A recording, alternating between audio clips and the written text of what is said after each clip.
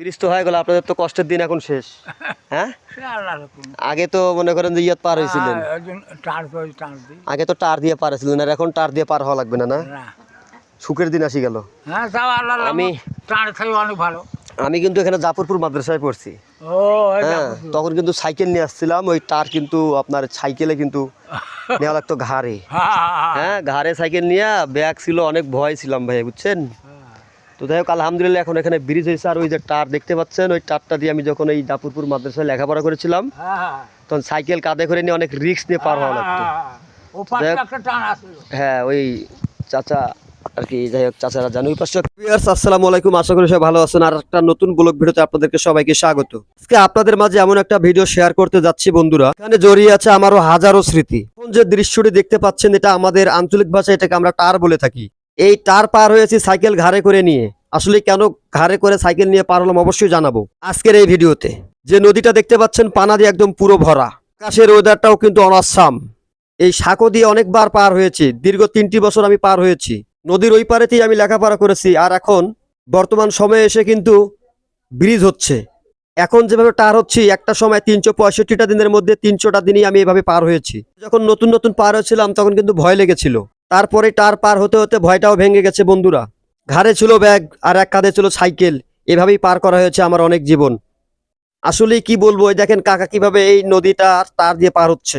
আলহামদুলিল্লাহ এখন নতুন ব্রিজ হচ্ছে, মানুষের দুর্দিনের বাঁশের সাঁকর থেকে এখন হচ্ছে একটা আপনার ব্রিজ হচ্ছে। আপনারা দেখতেই পাচ্ছেন এখানে সাইডের দৃশ্যগুলো কিন্তু অসাধারণ। কাজ কিন্তু চলমান চলছে, আপনারা দেখতে পাচ্ছেন ব্রিজে কিন্তু পানি দিয়ে রাখা হচ্ছে, এখনো পূর্ণাঙ্গ কাজ শেষ হয়নি। নদী শুকিয়ে গেছে তাই কিন্তু ব্রিজের কাজ শুরু করে দিয়েছে। আপনারা দেখতেই পাচ্ছেন যে কাঠগুলো দেখতে পাচ্ছেন এখানে ব্রিজের কাজেই কিন্তু ব্যবহার করা হচ্ছে। তো আমি আসুন আপনাদেরকে ব্রিজের ওই পাশে নিয়ে যাবো, এখান দিয়ে হেঁটে হেঁটে। কি বলবো ভাই, এই ব্রিজটা হয়েছে আমি যখন লেখাপড়া করেছিলাম ওই এলাকার মাদ্রাসায়, তখন যদি ব্রিজটা থাকতো আসলেই খুব ভালো হতো, সহজেই যাতায়াত করতে পারতাম। এই রাস্তাটা একটা এমন একটা পরিচিত মুখ যেখানে আমি দীর্ঘদিন পার হয়েছি, যেটা আমি আগেও বলেছি, অনেক সুন্দর একটা সাঁকো। কিন্তু যাই হোক, বাসের টারের পরে যে ব্রিজটা হয়েছে তাতে আমি খুশি হয়েছি।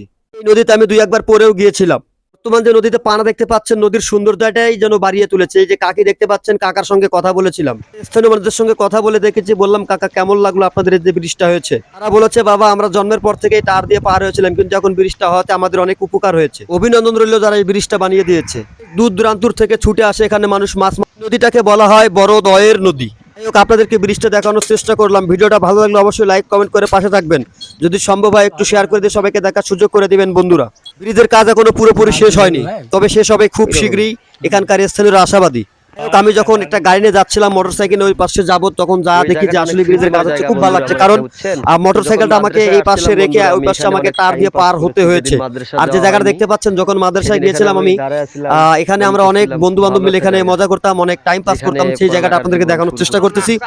অবশ্যই আশা করি আপনাদের এরকম স্মৃতিময় জায়গাগুলো আপনারাও কেমন লাগে অবশ্যই জানাবেন। আর ওই কাকাকে জিজ্ঞেস করছিলাম কাকা আসলে কেমন অনুভূতি, উনি বলছেন অনেক অনুভূতি। আমি এখন যে জায়গাটাতে দাঁড়িয়ে আছি ঠিক এই রাস্তাটা দিয়ে আমি কন্টিনিউ প্রতিদিন মাদ্রাসা যেতাম বন্ধুরা। চাচা বলতেছে স্বপ্নের ব্রিজ। চাচা কিসের ব্রিজ একটু বলেন।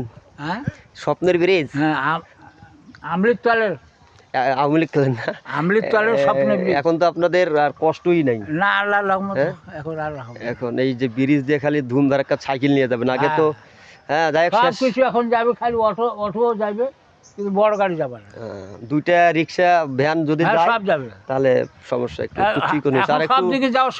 আর একটু স্পেসটা বাড়াইলে একটু ভালো হতো, তাই না?